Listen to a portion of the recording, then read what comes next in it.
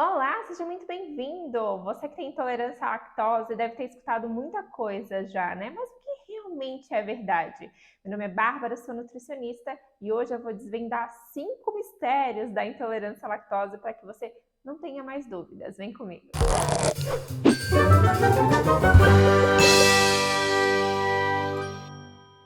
Olá, seja muito bem-vindo! Se você ainda não me conhece, meu nome é Bárbara, eu sou nutricionista e hoje a gente vai falar sobre 5 mitos sobre intolerância à lactose. Aqui no YouTube eu falo sobre intolerância à lactose há mais de 5 anos e eu vejo que muitas pessoas vêm cheias de dúvidas, cheias de mitos, cheias de coisas que ouviram por aí e que acabam dificultando a alimentação e acabam tornando a alimentação dessa pessoa ainda mais restritiva sem necessidade. O primeiro mito que eu quero quebrar e tirar da cabeça de vocês de uma vez por todas é que intolerância à lactose e alergia à proteína do leite são coisas totalmente diferentes, são condições diversas. Por que é tão importante saber isso? Porque muitas pessoas, muitos seguidores, muitos pacientes chegam para mim não consumindo nada com leite, não consumindo nem aqueles produtos onde está escrito pode conter leite. Isso restringe muito a alimentação da pessoa. A intolerância à lactose em si, quando o intestino está bem organizado, quando as coisas estão funcionando para essa pessoa, produtos zero lactose, produtos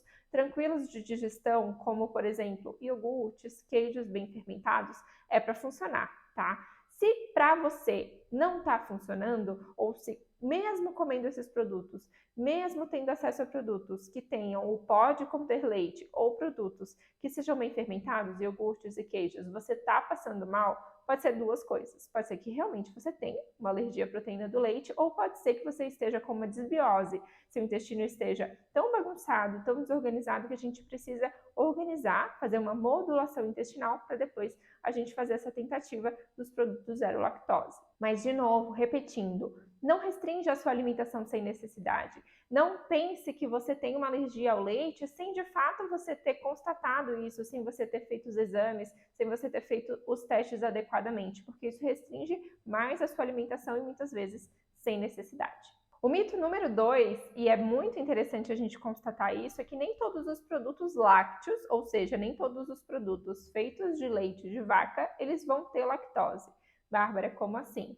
Às vezes, no processo produtivo, essa lactose ela é consumida. O que é a lactose? Só para a gente alinhar aqui. A lactose ela é o açúcar do leite, ela é uma parte do leite. O leite ele tem outras partes, então o leite ele vai ter proteínas, ele vai ter gordura, ele vai ter água ali na composição. Então, às vezes, no processo produtivo já há uma fermentação e há uma retirada desse soro, que é tão importante que todos os carboidratos desse produto foram retirados. O que acontece, então, por exemplo, com um queijo que é bem fermentado? Ele passa ali por um processo de fermentação, ele consome carboidratos e ele vai ser dessorado, então ele vai ficar cada vez mais duro, né? Aqueles queijos tipo parmesão, queijos que são realmente bem fermentados, os queijos da Serra da Canastra, que são queijos artesanais. Algumas pessoas, quem tem realmente intolerância à lactose, somente, elas conseguem digerir esse tipo de queijo, por quê? Porque de fato eles não têm lactose. Então eles são um produto lácteo, onde foi retirada a lactose pelo processo em si. Alguns iogurtes também, ali pela fermentação das bactérias que fizeram aquele iogurte, ele acaba sendo mais benéfico do que maléfico para essas pessoas. Então, se a gente for pensar que um queijo bem fermentado ele não tem lactose, é para funcionar para pessoas que têm intolerância à lactose. Bárbara, mas eu passo mais mal ainda com queijos tipo parmesão, com queijos mais fortes. Pode ser que você tenha, então, aquela alergia que a gente estava conversando, ou que você tenha uma sensibilidade à caseína. O que significa uma sensibilidade à caseína? Também uma sensibilidade à proteína do leite, que no caso desses queijos que são mais fermentados, ela vai ficar ainda mais evidente. Por quê? Porque já que a gente tirou os carboidratos, já que a gente tirou bastante água, esse queijo vai ficar realmente com bastante proteína do leite concentrada. Acontece também com quem passa mal com a proteína do whey, né, que a proteína do whey é a proteína do soro do leite. Então, algumas pessoas, elas passam bastante mal com a proteína em si. Então, a gente tem que observar, saber diferenciar se você tem uma sensibilidade à lactose, de fato, que é o açúcar do leite, ou se você tem uma sensibilidade ao leite, que daí é a caseína, a outros elementos aí desse leite. O mito número 3 é que todo mundo que tem intolerância à lactose também vai ter algum tipo de sensibilidade ao glúten.